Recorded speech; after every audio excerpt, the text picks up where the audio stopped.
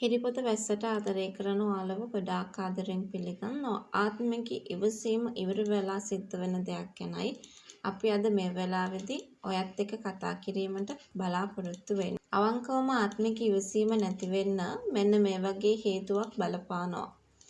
ඉතින් Taman නිදහසේ තනියම රස්සාව කරගෙන Tamanගේ දරුවවත් බලාගෙන ඉන්න හදනවා. අනිත් එක Taman වෙන කාත් එක්කවත් පිරිමි කෙනෙකුත් එක්ක සම්බන්ධතාවයක් ගොඩනගා ගන්න චුට්ටක්වත් කැමැත්තක් දක්වන්නේත් නැහැ. ඉතින් Tamanට Tamanගේ දරුවා වගේම Tamanගේ දරුවගේ තාත්තත් එක්කත් Tamanගේ ජීවිතේ ගත කරන්න ආසාවක් තියාගෙන ඉන්න කෙනෙක් විතරයි.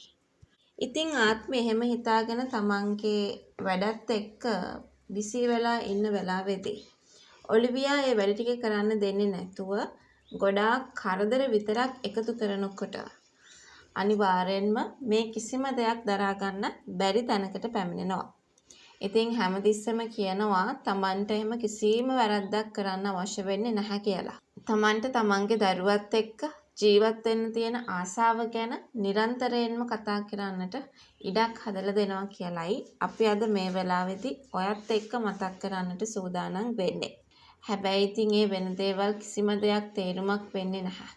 මොකද මේ වෙලාවෙදිත් හැම වෙලාවෙත් ඔලිවියා කරන්නේ එයාගේ හිතට දැනෙන දේවල්. ඉතින් කොහොම හරි මේ හැම දෙයමත් එක්ක ලොකු මානසික පීඩනයකට ලක් වෙනවා. ඉතින් ඒක පුදුම වෙන්න දෙයක්වත් නෙමෙයිනේ. ඉතින් මේ මානසික පීඩාවත් එක්ක ආත්මිට මේ බොස්ගේ දුව කියන එක පවා අමතක වෙන්න ඉඩ කඩක් තිබෙනවා. ඉතින් මේ තරම් කාලයක් Taman සද්ද නැතුව හිටියේ, පැත්තකට වෙලා හිටියේ, ඔයා කියන ඕනම දෙයකට ඔළුව පහත් කරන් හිටියේ Taman වැඩ කරන තාත්තගේ කම්පැනි එකේ හින්දා. හැබැයි කම්පැනි එකෙන් Tamanට කන්න බොන්න දෙනවා, අපෙන්ම කාලේ ඉන්නවා.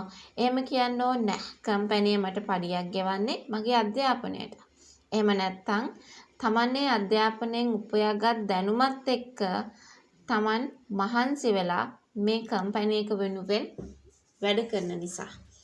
ඉතින් මේ කම්පැනියට හානියක් වෙන කිසිම දෙයක් Taman විසින් කරලා නැහැ.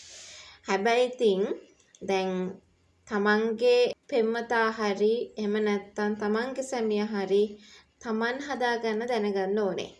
එහෙම නැතුව වෙන කෙනෙක්ට හදන්න දෙන්න කියන සූදානම් වෙන්න එපා. ඉතින් එයා මැඩම්ට ආදරය කරනවා නම් මැඩම් එක්ක ඉඳි. එයා මැඩම්ට ආදරේ නැති නිසා තමයි Taman එක්ක මෙහෙම එල්ලෙන්න එන්නේ. Tamanට Tamanගේ පාඩුවේ ඉන්න දෙන්න. එහෙම නැත්නම් මට කරන දේ හිතා ගන්නත් බැරි වේවි කියලයි මේ වෙලාවේදී මතක් කරන්න සූදානමක් තියාගන්නේ. මම මැඩම්ට කරදරයක් වෙන්නේ නැහනේ. මැඩම් මට කරදරයක් වෙන්නේ නැති තාක්කල් මගෙනුත් කිසිම ප්‍රශ්නයක් නැහැ. හැබැයි දිගින් දිගටම මේ අරුණෝත් සර් ගැන කියා මගේ දරුවා එයාට තාත්තා කියනවා කියලා එයාට පුරුදු කරගෙන ඉන්නවා කියා වැරදි දේවල් කියන්න ගත්තොත් මම අරුණෝත් සර් එක්ක ඇත්තටම යාළු වෙනවා කියලා බොහොම කේන්තියෙන් කියන්නට ඉඩ කඩක් තියෙනවා කියලයි මම අද මේ වෙලාවේදී මතක් කරන්නට සූදානම් වෙන්නේ.